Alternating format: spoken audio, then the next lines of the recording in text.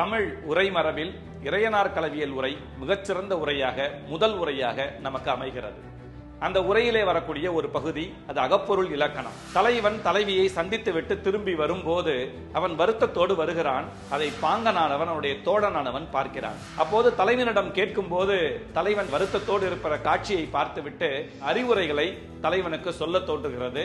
அந்த அறிவுரையை எப்படி சொல்கிறான் என்றால் 3 உவமைகள் வழியாக சொல்கிறான். குன்றம் உருண்டால் குன்றி வழியிடை ஆகாதவாறு போலவும், யானை தொடுவுண்ணின் மூடுகளம் இல்லது போலவும், கடல் வெதும்பின் வளாவு நீர் இல்லது போலவும். அதாவது தலைவனே, நீ ஒரு குன்றத்தை போன்றவன், நான் ஒரு குன்றிமணி போன்றவன், உன்னை தடுக்க என்னால் முடியுமா என்கிறது அந்த முதல் உவமை.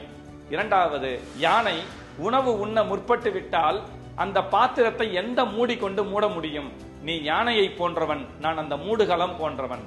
மூன்றாவது, கடலே கொதிக்க தொடங்கிவிட்டால் அதை எந்த நீர் கொண்டு வளாவ முடியும்? நீ கடல், நான் அந்த வளாவுகிற நீர். இப்படிப்பட்ட ஒரு மிகச்சிறந்த தலைவரான உனக்கு நான் போய் அறிவுரை சொல்ல முடியுமா?